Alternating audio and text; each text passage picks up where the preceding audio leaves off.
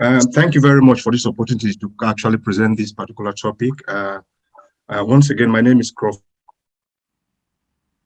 from Levis Brisbane, a tester and software engineer with an online firm, and I've got my own company within the UK. This topic today, the internet safety and security, is quite important at this particular moment. With this COVID-19 pandemic outbreak, the internet is now one of our greatest ally. We depend on the internet every day now with regards to doing our dealings and transactions. And most importantly, we even discovered that even the internet can be as a babysitter for most families, because most families now depend on the internet for education of their kids, for other things also. So today, with regards to the internet, we'll be talking about internet safety and security. First and foremost, we must think about what is the internet safety and security. How do we define internet safety and security? So the first thing I have there on the slide is that the internet safety and security has to do with trying to be safe on the internet, to make sure we are safe on the internet, because there are different things that happen on the internet that are quite can be destructive to our way of life and to even to our kids. And the act of maximizing the user's awareness of personal safety and security. We can also say internet safety and security can be defined as a risk to provide or to private information and property associated with the use of internet, self-protection from computer crime, practices and precautions that should be observed when using the internet to ensure that users as well as the computers and personal information are safe from crimes associated with using the internet. With the internet, I mean, we have things that could happen if this internet are not used properly. So these are some of the things I will not talk about, the issues that might arise if we don't take care of the internet or we don't actually protect ourselves properly on the internet. One of those things is bullying. We've heard about bullying every day from our kids, from organizations, from families, and bullying is one of those important things. Bullying can result to different things in our lives, from depression to even things like suicide and stuff like that. So special protection from the internet can actually try and avoid things like bullying, because this is one of the major things that people actually face when using the internet at this particular day and time. Another thing again is cyber predators. We've heard about it. I don't know if you know much about cyber predators. Cyber predators are one of those people that actually spy on you when you don't even know they're spying on you, using special equipment or special devices, which could be malware and other devices or other tools, software tools, to actually try and get access to your devices and actually spy on you. And by doing that, they might take your personal information and details. Another thing that actually happens with regards to internet safety and security is phishing. Phishing can be defined in a situation where someone trying to mask an email or that information is coming from a designated organization or company. It could be from HMRC. Someone can send you an email from HMRC and tell you you have a tax, so amount of tax outstanding, or you are entitled to so and so amount of tax. Click on this link or put your details here. From that, they can get your personal information, which could be card details, which could be your national insurance number, or it could be your personal details, as in your date of birth and stuff like that, which they can now use to actually try and get information from you. It could be your bank information and stuff. So with internet security and safety, making sure we take care of this information, we'll make sure when we see such information coming to our emails or our designated online addresses, we try and make sure we know this information are from the right places and right organization, which we will talk about later. And falling for scams, we have different scams, online internet scams at the moment. People can come up and say they are from so and so. People can actually try and hack other people's account and pretend that they are those people. I found myself in a situation a couple of years ago where I thought, so I was speaking to somebody, but however, I wasn't actually speaking to that person, because they've actually hacked their account and they've actually pretended to be that particular person. So falling for scams could be from you getting information from your online, your telephone, or from your email, or just your Facebook, social accounts. It could be Facebook or Instagram. So these are the things we need to take care of. Actually, accidentally download malware Malware are quite very dangerous with regards to internet safety and security. If for any reason you download a malware without actually knowing, that could actually affect your internet connection. That could actually take over. You can take over your full system. So downloading of malware can actually affect a lot of things. It could actually stop you from actually doing the right thing at the right time. And also, we talk about ransomware. Ransomware is a type of malicious software or malware that steals data, encrypts it, and holds it for ransom. Usually, demanding it could be demanded in cryptocurrency. So they can actually take a special part of your data. They can stop you from doing production. This could be done by rogue organizations, rogue countries, individuals, or organizations. And ransomware at this particular moment is quite rampant, where people actually get information, people take information, try and stop you from carry out necessary day-to-day activities. We've seen situations where they've actually done that to the likes of NHS and other top organizations within the UK. And then keeping personal information personal. Now, with regards to what is happening so far, we need to make sure we take special precautions with regards to internet safety and security to make sure we avoid such things. And some of the things we need to do is to make sure that we keep personal information professional and limited. Now, potential employers or customers don't need to know your personal relationship status or your home address. Now, they need to know about your expertise and professional background and how to get in touch with you. So we need to know what kind of information we divulge or what kind of information we give out when we actually speak to potential employers or customers. And keeping your privacy settings on. Marketers love to know all about you. As we know, when we put our CVs or our information online, people want to know about us. But however, also hackers and people who are trying to get those information, not for good reasons, but for very dangerous reasons. So both can learn about you from your browsing. So from your browsing information, they can know much about you. And then so from social media usage also, web browsers and mobile operating systems have settings available to protect your privacy online. So if you make sure those privacies are set up properly, and you can try and avoid these dangerous acts, and make sure you enable these privacy settings within either your phone, your browsers, or your internet connection. Practice safe browsing is another way of trying to avoid making sure you're safe on the internet. So for example, will you choose to walk through a dangerous neighborhood? I don't think you want to do that. So for you to actually do that, you make sure you practice safe browsing. Be wary of dubious content. So if you're not sure that content is for you, don't click it, and then lurid content as bait. And depending on what you want to see on the internet, people can set up the things from your browsing. They can know exactly what you want, and they can set up information that are quite dangerous to your computer. So make sure you know exactly what you're clicking and avoid clicking things that are too good to be true. And don't let your guard down. That's very important. So by letting your guard down, you might get involved with certain things that might be dangerous to your computer. There are sometimes there are hard to see pitfalls within these systems. So avoiding things that are too good to be seen, that are just there, which you can actually try and avoid.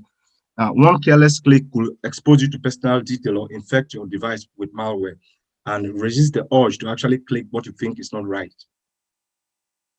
Make sure your internet connection is secure. It's another way of making sure you are trying to avoid these pitfalls. And never share private information when using a public Wi-Fi, because that, again, is one important part of internet safety and security. Public Wi-Fi is like when you go to internet, cafes and public usage, and then you put in your information. That's quite dangerous because it's not secure, and anybody can actually see those information online. Now, your vulnerable endpoint is your local internet connection. So make sure your local internet connection is secure. And if you know it's not secure, don't share private information or information that could be disastrous. Make sure your device is secure. And also be careful what you download. Cyber criminals' top goal is to trick you into downloading malware. So they can bring it, depending on what you're browsing, they can set up different information. They can say, well, you've just won a lottery, you just won a jackpot. This is like one of the commonest things they actually send out to say, you've won a jackpot, you've won a lottery, or click this information, or click this link to get your prize. Only download from trusted sites. So sites that are trusted, you think they are trusted, and we'll talk about the sites that are trusted, how you can know trusted sites as we go on.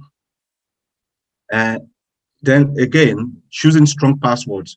By choosing strong passwords, you can try and avoid these pitfalls where scammers might try to get into your website or into your network easily. So passwords are one of the biggest weak spots in the whole internet structure.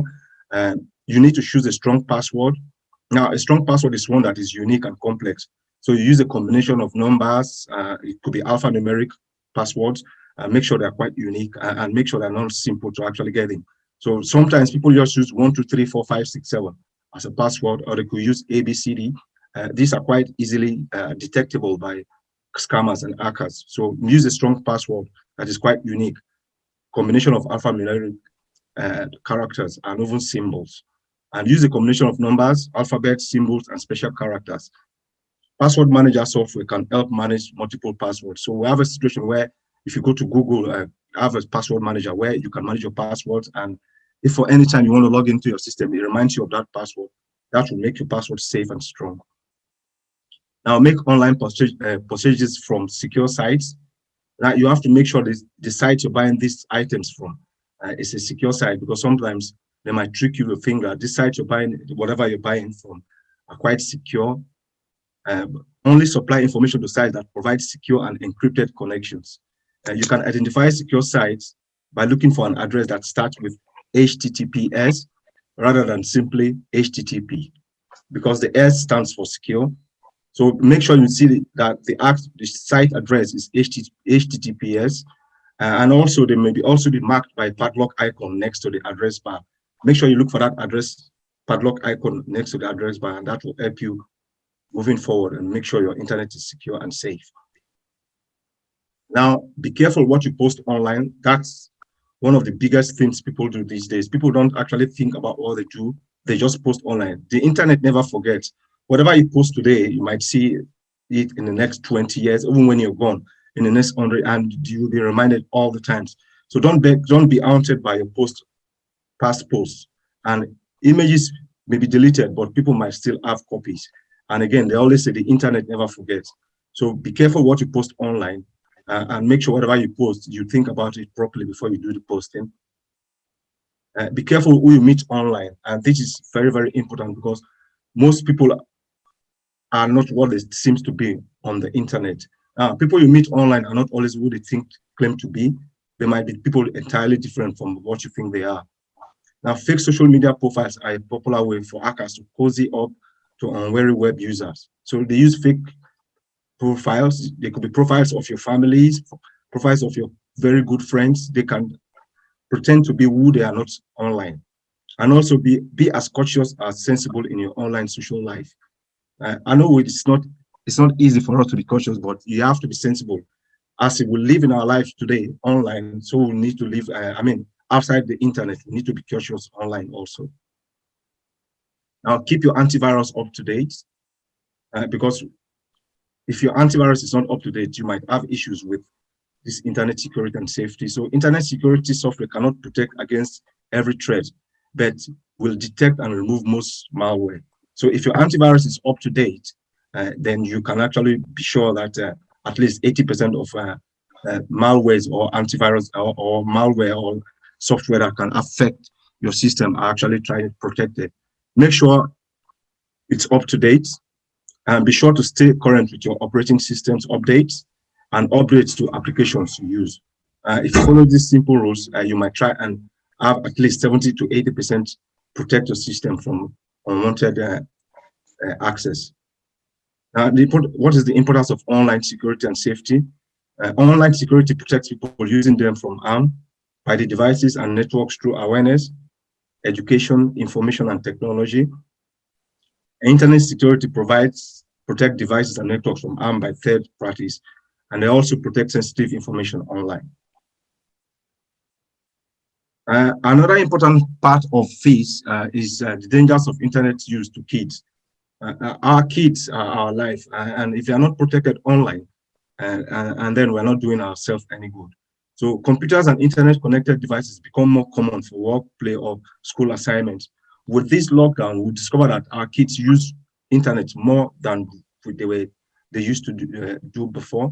Like even during the lockdown, we have situations where kids have to log on into the internet, and there are courseworks and stuff like that. So we need to make sure our kids are properly protected whilst using the internet. Now, difficult for parents to protect their children from numerous threats on the web. I know it's quite difficult, but we need to do what is quite reasonable for we to actually protect them. Now, some of the dangers that could affect kids online, they could be contacted by undesirable people. We've heard about this all the time, every day, every night, where people contact kids and pretend. Some people even pretend to be kids themselves to try and get information from this kid.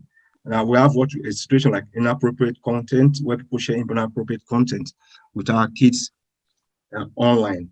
And then computer security issues also. We have things like online gambling.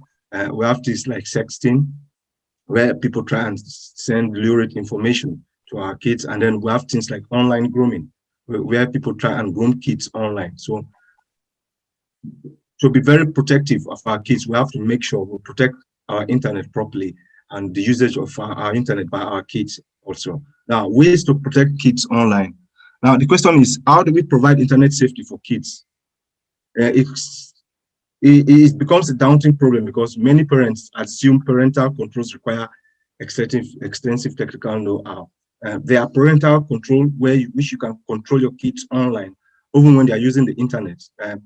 This parental control could be from simply setting up these systems on the actual devices, or making sure these kids are on the internet for a certain time or a certain period within the day.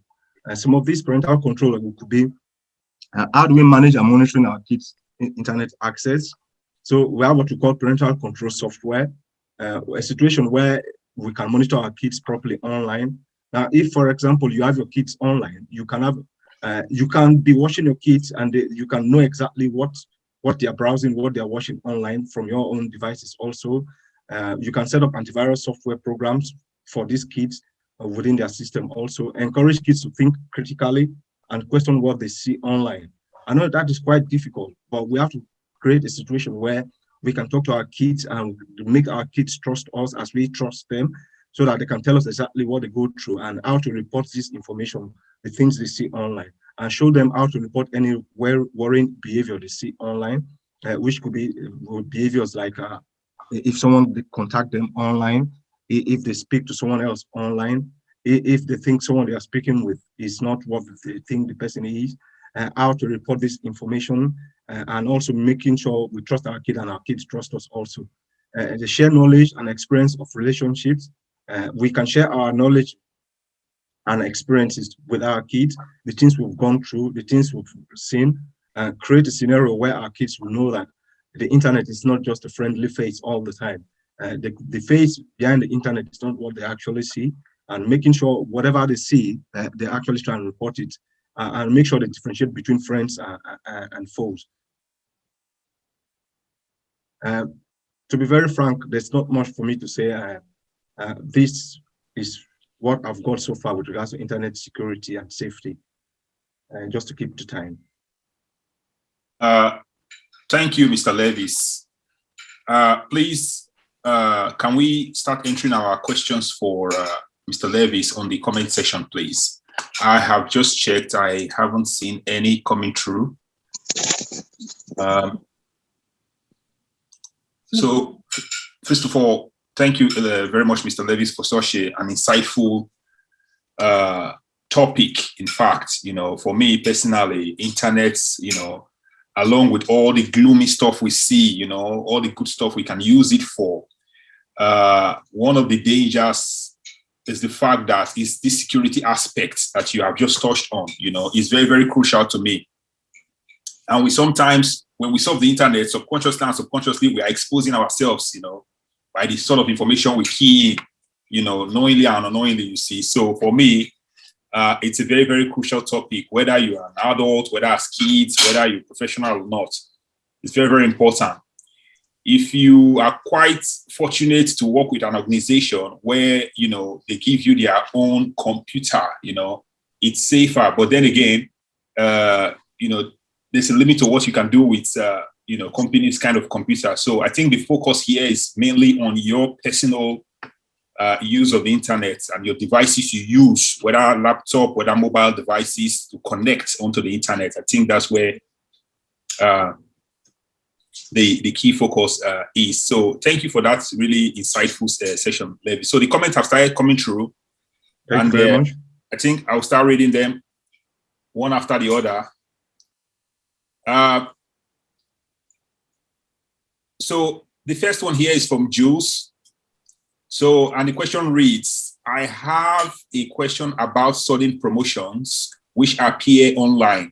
Are they safe most of the time? As I said before, it is very, very difficult. I think it's 50-50 for you to know exactly if these promotions are safe. And again, if you can get the URL of that promotion to see exactly where this promotion is coming from, you should be able to know exactly if the for example, the URL, as I said about the HTTPS, and you can be sure. But again, with these promotions, we cannot be sure exactly where they're coming from. And first, you have to be sure exactly if for any reason you've actually asked for that promotion, one. Secondly, if you think you've subscribed to this kind of promotion, like for example, the company I work with, in the style, we do promotions all the time. So if you are actually buying things from in the style, you might get promotions. So you need to be sure exactly where this promotion is coming from for you to be sure. So if this promotion is not what you've subscribed to or organizations you've subscribed to before, I don't think you need to actually click on these promotions, because as I said before, they could actually mask this promotion depending on your browser history.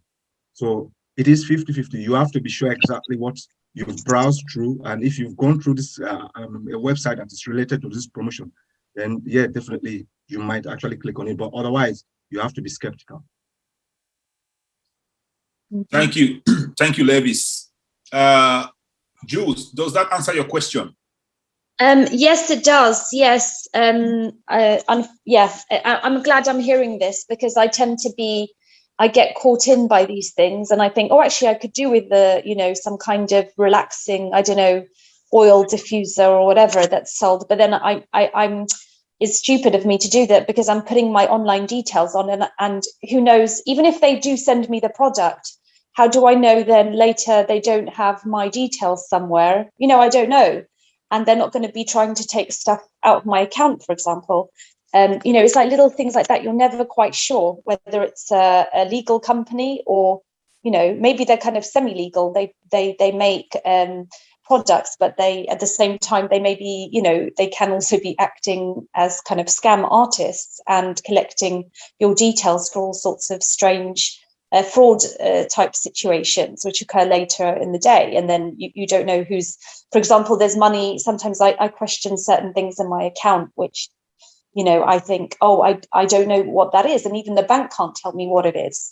And that's where I question, well, is it that because I suddenly signed up, I suddenly went on with this promotion, and perhaps they're a bogus company, So that's what I'm saying. What you're saying is very to the point, and you have to be very careful. Yeah, and again, sometimes, just to address what you've just said, sometimes even when they send you the product, you find out the product is even substandard. Oh, I see. Yeah. Okay. Yeah. So there's something not quite right with it, or and the size, you see something and then you get something else. You find out whatever you saw something that looks of high quality, and then you receive something of very, very low quality. Okay. So what they do is that they bill you, they bill you for something of £20, and they send you something of 50 pence. Oh my goodness. Okay. Yeah. So I get what you're saying. So it's something that's probably going to break down after, I don't know, the first time you use it or something. And yeah. Okay. Well, thanks for letting me know. I don't think I'm going to do anything like that ever again, because it's just better, what's the harm in going on Amazon and looking things up, and spending time over buying a product so you get the right thing and you're happy with it, and it's from a company where you have a a customer service line, so you can always inquire about it. Whereas with something like this, it is just you have no details about them. It's just kind of like it's just forcing you to a quick buy. And that's where you could make a mistake. By giving away too much of by just spending too much money for something that's like you said, low quality. And also, you need to check if they've got refund policy also, because sometimes you buy something and you cannot refund it. That's why I think the places like you said something about Amazon. Amazon is very, very unique and good because they have a refund policy. You can refund whatever you get and get your money back easily. Okay. Yes, you're right. Exactly. With Amazon, you can, whereas with another company, where you can't because it's not as easy to get their details, or they don't share their details with you. Again, that sort of should send alarm bells ringing. Yeah, exactly. That's a good point. Thank you very much. You're welcome. Thank you, Jules. That was a really good one. So the next question we have here is from Anna. I will just read it as is. You see. So thanks for the preventive measure given. Are there any software that we can install on our system other than firewalls? There might be softwares, but all the software still boils down to having the firewalls and antivirus. So I think that's the only thing. Otherwise, if you want to have real professional software, then you need to speak to top professional antivirus producers and users to actually give you a customized, depending on what you want to prevent. So that's when you can speak to top professionals on this particular software. But however, normal antivirus is unique and okay to be used. But if you think you want to prevent certain information, and then you need to speak to top antivirus providers to make sure they create a bespoke software for you. Thank you. Anna, does that answer your question?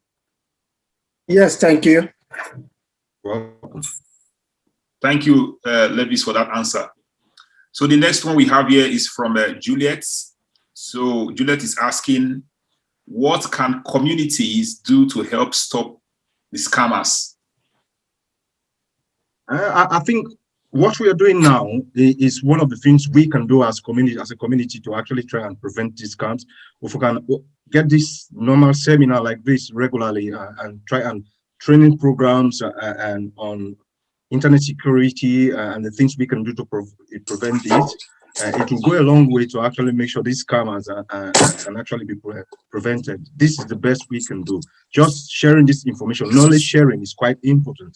So by sharing this information, only getting people used to this, because the internet now is a global village. Everybody use the internet from here to the end of Africa. Everybody has a phone, like a mobile phone. So sharing of information, all in annual meetings like this, we'll try and placate this information around, to try and placate, make sure people that the internet is not your friendly face all the time. We need to actually try and spread this amongst our individuals, families, and stuff like that, schools, churches, and mosques, and just spread the word around. That's the best we can do. Thank you, Levis, for that one. Juliet, does that answer your question? I don't think she's in. Oh, yeah, we've lost her on that one then. That's fine. So I'll move on to the next one then. Oh, no, it does answer my question. I was just a little bit slow there. Thank you so much for that information. I just want somewhere where we've got solutions, like solutions is something that we need to talk about. So Yes. what can we, I think the next question is also my one, but it's related to the previous question here. Yeah, thank you. Thank you, Juliet. So I will go on to the next one then. How can we also do more in Africa to stop scammers? And when some connect on Europe? Juliet, I find it a bit difficult to read that. Can you just speak So about what that? I mean is some of this scam is coming from Africa, but it's well connected to Europe. So you find that there's some links between some scam that is coming across maybe Asia, Africa, but really and truly, they have some kind of allies, and really and truly, it's quite difficult. So I had an incident, because I'm a community worker. I'll come on air in a few minutes, but I had an incident where as a community leader, communities are coming together and showing me the kind of scams that they're getting. And when you begin to look into it as a community leader, you find that these are quite sophisticated crimes that are happening. Now, the key issue is we're not able to even report properly this kind of problems, because what happens is, as community leaders, we are able to identify where the problem is coming from, or countries that this is coming from, and especially myself. But when it comes to reporting to the police, we find that even when you try and report something small, this is not even small. I don't even want to say it's small, because this involves livelihoods. And so what happens is we are not in a good position to really make that difference that we really aspire to, because the support that is coming from the ground, from the policing, is not really supporting community leaders. And what I'm looking at from this session is, how can police, let me come online, how can policing be put out in creating awareness so that they're able to work with community leaders. And we've had cases whereby people's information, like people just get a link. I mean, I've had several links on my phone being sent recently, and just because people keep adding me on WhatsApp groups, and you end up with these thousands of WhatsApp groups, and that even someone has added you on a WhatsApp group. And between that, some of them are horrible. They've got scammers in those WhatsApp groups. It's a shame. So I'm asking these questions because I would love a situation whereby policing in local African states are empowered enough to go in and are able to look into, because in Africa, all our phones somehow, like in Kenya, for example, when you take a phone, it is registered in your name. And if the local policing can do something about it, it would deter these scammers. My question to you is, how do we go about really empowering the local policing so that we curb the problem right down from Africa, right down to Europe? And in Europe, even when you report, I mean, when I reported all these numbers that I'm getting from the police here, they told me to change my phone. So how many times am I going to change my phone, Brasibe? And I was like, for 20 years, I've never changed my phone. This is my second phone in my whole life that I've had. I'm not somebody that runs away from anything. So I keep the same number. So I told the police, I'm sorry, that's not a solution. And so they said, oh, they've got your number from somewhere. And I'm a community person. So whichever number I take, my number is going to be out there. So I'm just posing that question to you so you can show us how to keep even more safe. Yeah. So thank you for that one, Juliet. So I suppose Mr. Levy's the question is quite it's quite more. That's fine. Yeah, that's fine. Yeah. That is fine. I mean, that's wonderful. That's a wonderful question, and thank you very much for that question. Now, first and foremost, the problem we have in Africa is just poverty, and poverty has affected us so much that whatever goes is taken. Whatever you do is taken as the best. So we need to bridge the social gap between the rich and the poor. That first will help us a lot. By doing that, we have to make sure the police first and foremost, because if the police are not in your favor, if the police are part of the problem, then it becomes a larger problem. So we need to make sure the police are empowered properly. Our police in Africa are not actually, they don't get the best of what you call as the best. So you have to think of the police itself. Are they paid properly? Do they have good social social life? I mean, social life. Do they have good housing? Do they live in do the kids go to the right schools? Do they have a good pension? You see a situation where a policeman died tomorrow, they don't have good pension. Like in Nigeria, now if a policeman dies, I think he's paid, is it 200,000 or 100,000? That's it. There's there's nothing that will keep the policeman going forward, or there's nothing that will encourage the policeman to do his job properly, because all they think about is not the case. So if you go to a policeman today in Africa, the first thing they'll think about is what they will get from your case, not how they will solve your case. So we need to actually make sure the police in Africa is trained properly, one, and they are taken properly.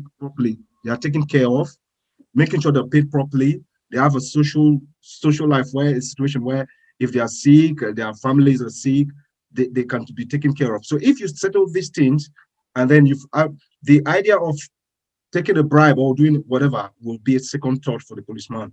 That will not come first to the policeman. So taking care of the police is one thing, and creating jobs amongst our youth will actually help. Even if you can't create jobs, create a training program for these youths. Like for example, let me go into a simple thing where we can actually create jobs. We've discovered that our youths in Africa are quite internet savvy now. They know everything about their skills internet-wise are quite unbelievable. So talk about software testing. If you can train people in Africa with software testing skills, some of these problems will be solved, because if you are a software tester, we have about 40 software online forums.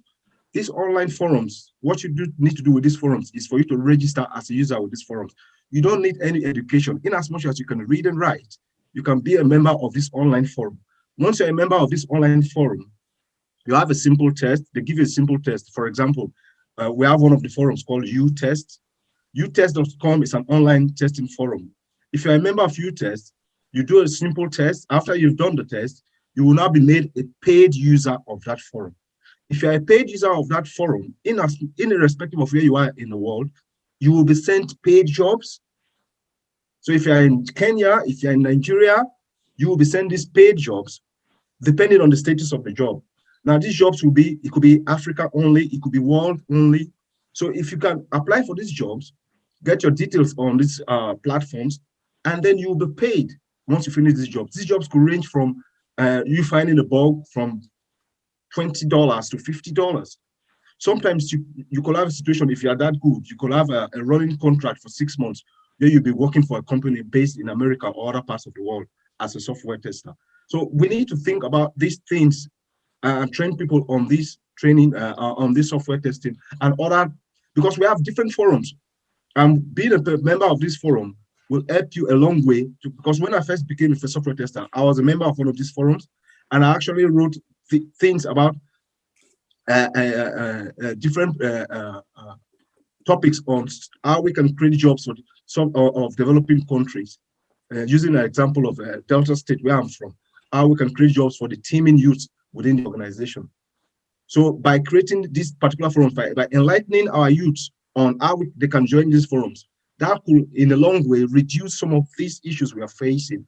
And that will, another way, help the youth to actually deviate from, because they don't have any other thing to do. They don't have any alternative. So if they have an alternative, you see that if 50 people are being part of this camp, at least we can have a situation where 25 might think, oh, this is a steady job, and they might move to the other end.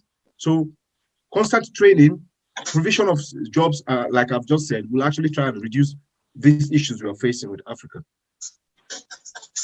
Thank you very much. Moderator, can I add something to that, please? Yeah, sure. Okay, yeah, Anna, you also asked a question that sorry, Juliet, you asked a question that you also get all sorts of email from everywhere, from Africa and all of that. Well, there's something called spoofing, IP address spoofing in IT. I'm a security analyst. So what happened is that I can be here in the UK, right? I'll spoof my IP address to say I'm coming from Africa or Russia or China. So the thing is, there are softwares that actually we are able to pinpoint that this is coming from so and so continent, but you may probably not be able to get actually what country it is. But however, the government, like the National Security Agency in the UK, yeah, they also have some more sophisticated software that could be able to also pinpoint. Like my brother just said also, in Africa, we don't have a database. In this country, every SIM card you have that is on your phone, there's something called network interface card on your phone. So that network interface card matches your name and all sorts of things, all your personal information, your address or whatever it is. As you're moving, you are being, whether you like it or not, you're being monitored. So let's assume, how do you think that they say, oh, there was a bomb, someone was about to hit somebody, or there was a bomb, probably there was a bomb in London Bridge that was about to explode. How did they get information? Because yes, some people are being monitored. So when I have your ID, when I have your IP, your phone number, for example, and we have some concerns concerning your behavior, what they do is that they kind of place you in monitoring. They monitor you and your communication, believe it or not, there's always a loophole. So in Africa, we'll get there, but just to add to that, so yeah, there are quite a lot of things that are involved. Even the police here right now, they are also encouraging more IT personnel to come into police as well, so they'll be able to fight against these cyber crimes and all of that. In phishing, lastly, in phishing, you get a message, you say, oh, you just withdraw so amount of money from your account, but you didn't do that. Click if you are the one, click this link. If you're not the one, click this link. Because you didn't withdraw, there's no point you clicking the link, because you know what? You didn't withdraw money, you didn't go to the bank. Or someone withdraws so money. All you need to do is just go to your bank, or you log in on your online banking just to check. So what if you're not sure of something, don't ever do it. Else you're probably giving out your information out there freely to hackers, or So thank you very much. Thank you very much. Thank you on that addition, Jeff. That was really thoughtful. Thank you. So I'll quickly move on to the next question. We still have a lot of questions to deal with. I'm quite conscious of time now. Please, Levis, there's a 10-minute break in between. So whenever you want to have that, please let me know. Yeah, sure. Yeah. So the next one is coming from Anna. She's asking, how do we prevent Google hack? Yes, you spoke about privacy settings. However, what steps do we need to take? When you say Google hack, I mean where Google hack with regards to people hacking into your. Anna, can you please shed more light on that one? Yes. Whatever you do on the internet, whether you like it or not, you'll be monitored. So there are measures. I think there are measures whereby your details can be prevented from their database. So I don't know, using strings or something like that. So I don't know if you have a clue about that. So if you do, please share more note of that. Thank you.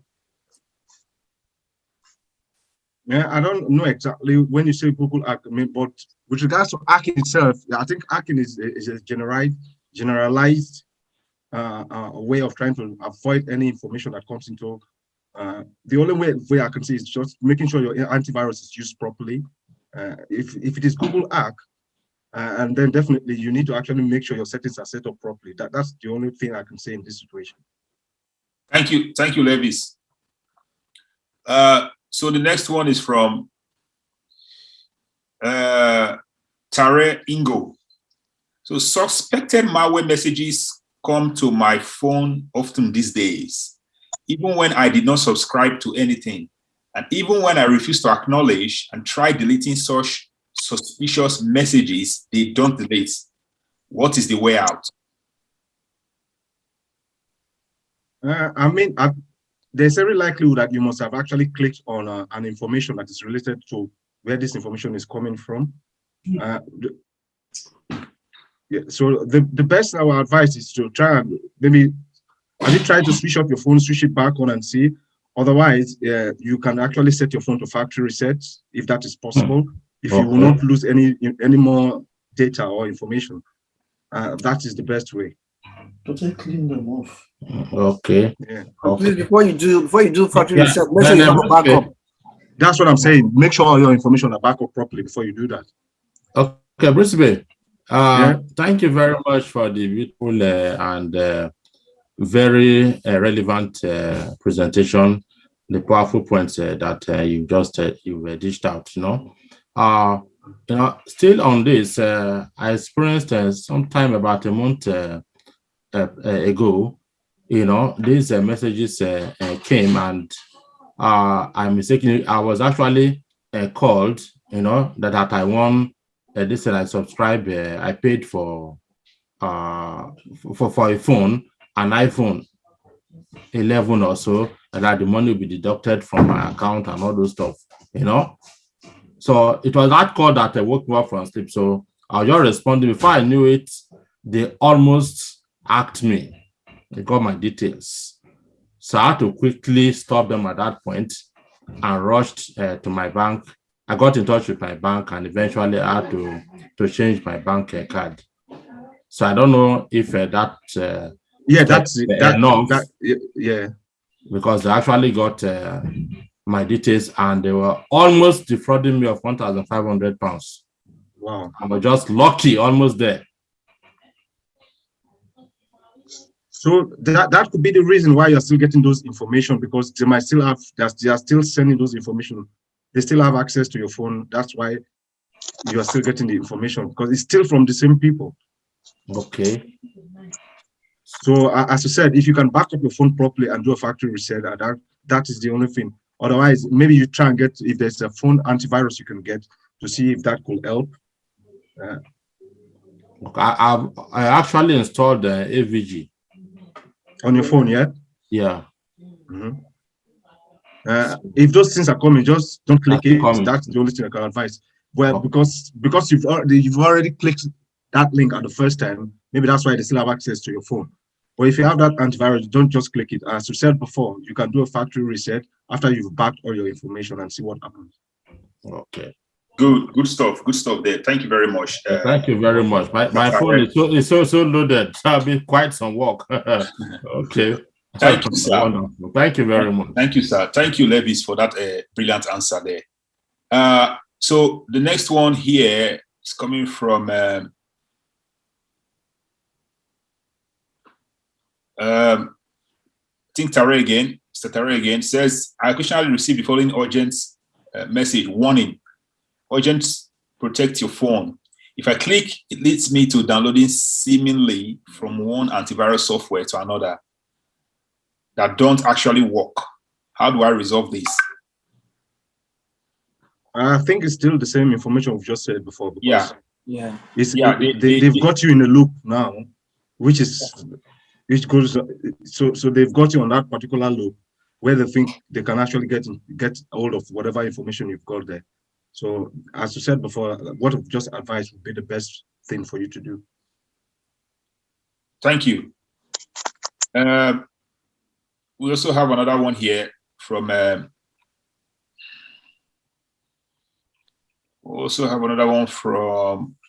Juliet again. She's asking if the numbers are known and why is this not taken seriously with countries? How can we get to report these deadlines that just call in and say all kinds? And they threaten people to create fear. People get caught up. That's a bit ambiguous, Juliet. Can you? Yeah, if she can come online.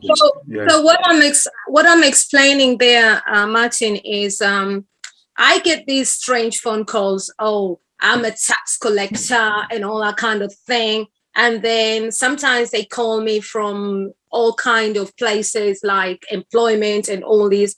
And so I've just learned to ignore them, but it's quite frightening, the kind of messages that come forward again. And that is really upsetting, because some of it, if you don't really think through, the first time I got caught out, like, I'm like, oh, you pick up your phone quickly, ring this number, press this button or whatever. And you go to your records and, busy people really will follow that as well. But my question is, whenever you say, all right, then I heard you, don't call this number, they still are very aggressive in terms of calling you back. And I get even more phone calls after that. And sometimes I've saved them under whatever I saved them as. But my question to you is, if these numbers are known, because as I say to you, I reported these calls or nasty calls that I get. And there are many. They come from different places. Some of them, you see, they come from UK, wherever places. And so you learn to be more careful. But my question is, when you ring back this number, it's a dead end, okay?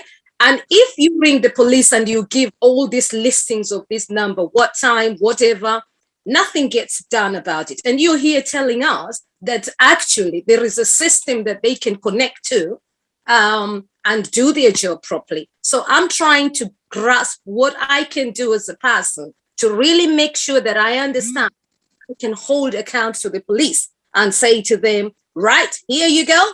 I need to understand that very carefully. So what can I do to make sure that these horrible numbers, because if the police don't want to do their job, I need them to do their job properly, that these problems stop. So help me to understand that phishing numbers or whatever. Let me understand how I can report those numbers so that they do their job properly. Thank you on that one, Juliet. Over to you, Mr. Levy. Thank you.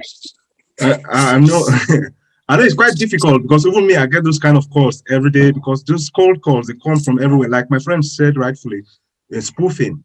So they can pretend as if they're calling from different parts of the world. Even it could be your next door neighbor. So it's very, very difficult for us to try and resolve that issue because that's a known issue, even within the UK and even in the developed world. This is difficult. Someone might be calling you in some parts of the world that they might be using different information. You can report that information. I'll tell you, it will go to a dead end because at the same, they might be calling randomly. They might be calling you with a satellite phone. So it's very, very difficult for us to actually try and pinpoint exactly where this call is coming from. It will take the best of the best for us to detect exactly where this call is coming from, how we can actually prevent it. The only thing we can try and do to be precise with you is to try and avoid this call as soon as possible. Or if you know if this number is coming from a regular number, try and block that number. But otherwise, there's nothing we can do to try and resolve that. Because even the FBI and the rest, it will take forever for them to try and resolve this kind of problem. Because it will be a never-ending problem. All we need to do is try and avoid this as soon as possible. I've had situations where I get calls all the time from the same number, and after some time it stopped, and then it continues again. As I said, the best thing is to try and avoid this call if possible, or get to know this number, because the police cannot do anything. Because whenever they search these particular numbers, it gets to a dead end. Because it goes around the loops non-stop. It could go from, the loop might take from here to Africa and then Africa back to Asia. So avoid this call as soon as possible. And if possible, just, if you know this number, yeah.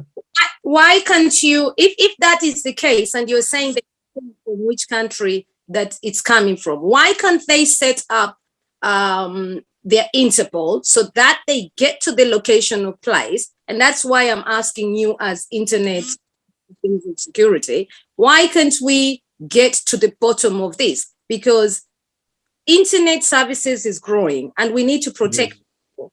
So if you're saying to me that there's no solution, I would be a bit worried about that.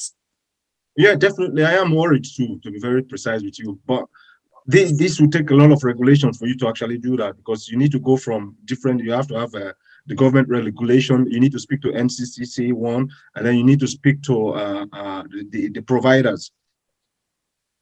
So you need to speak to either Vodafone or the internet providers and the mobile providers to actually try and curb this situation. And then you need to speak to wherever this information is coming from. So it could be the local providers also, either from Nigeria or from Kenya. So it's a big issue that is quite frightening. But however, this is something that needs to be raised with the best, the top management within the UK, and if possible, even the MPs and stuff like that, to actually make sure this issue is resolved as soon as possible.